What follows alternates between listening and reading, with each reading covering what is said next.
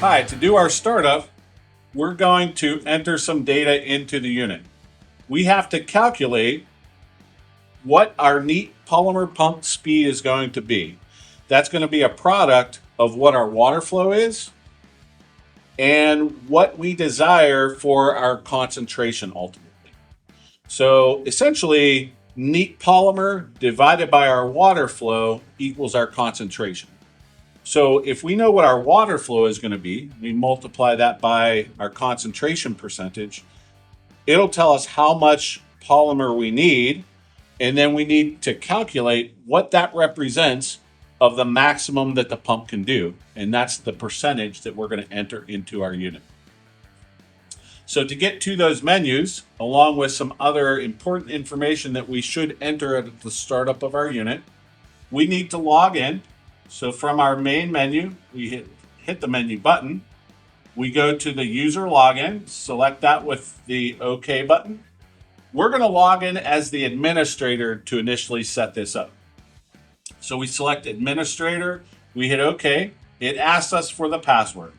We're using the default password is 335. And I'm just hitting the right arrow button to go to the next digit, and 6. So we have 3356. We hit OK. Now we come to our main menu. To get to the important setup, we select the setup menu. We want to scroll down to applications. We know that the 4 critical adjustments that we need to make are in the local menu. So we select local in this next button. Click OK. Now we need to go down to our local speed input. That local speed input is what we just calculated, that the percentage of the pump speed. So we can select that one.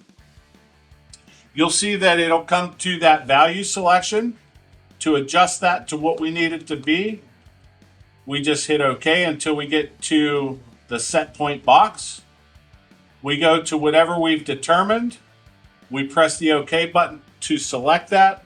And you'll see now that it's changed to what we just entered. So that's the percentage of pump speed to get to that critical percentage of concentration solution that we have calculated. We're going to go back with the escape button. We need other applications to change. We'll select that. We still need to be in our local menu. That's where all of the critical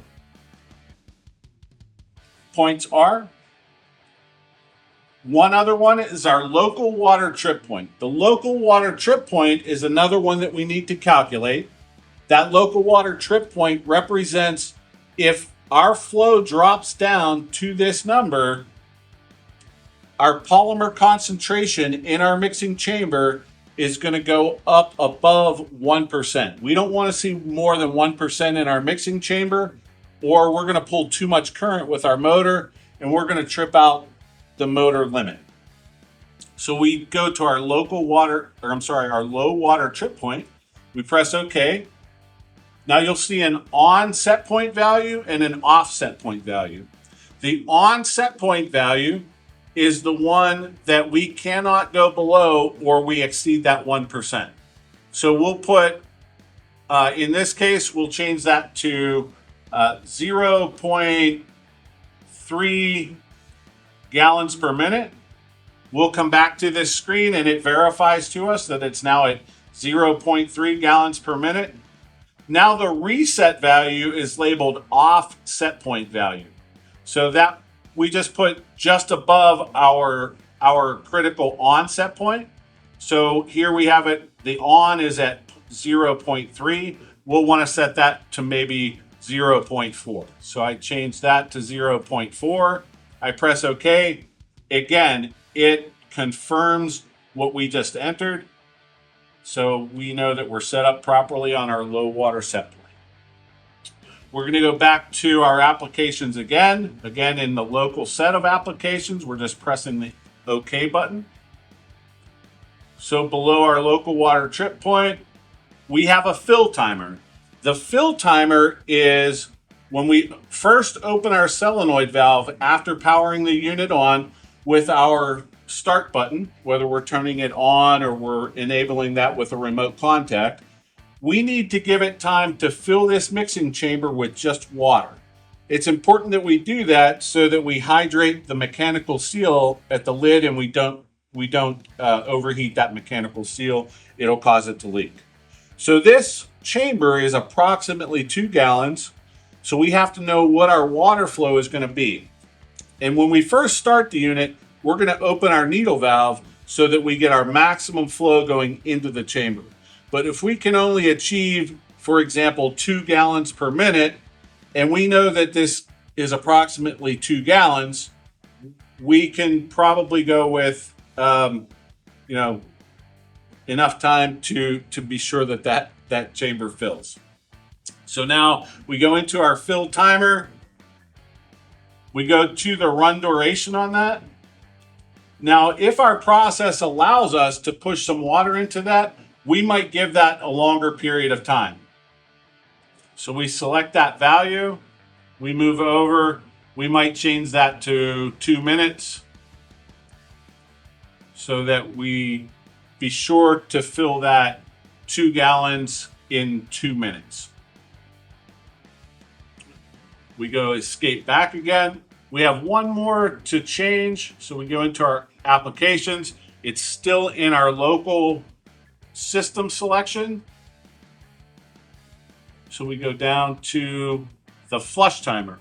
The flush timer is if we stop the unit for any reason, or if the unit goes into a fault for a variety of different faults, it will stop the polymer being fed, it will leave the motor running, and it will leave the water solenoid valve open. So it's just water flowing through with agitation from the mixer. And the longer we can let that run, again, depending on our process, the better. The more often we flush it, the better for the system. However, if we're going into a process where water can upset the conditions of that process, if we're doing a dewatering application, we might not want to flush the unit as often or for as long of a period of time. So also, if we have power failures, that fill timer, we might, after we first filled it, we might go back in and readjust that down to 0. Because if the power turns off to the unit and turns back on, when it comes back on and we re-enable it, it's going to do a fill time again, and that can cause the process to be upset. So now on our flush timer, we select that. Now we go down to the inactive delay in the flush timer. That is how long we run the flush. The default is only 30 seconds on that. We can do that up to 23 hours and 59 minutes.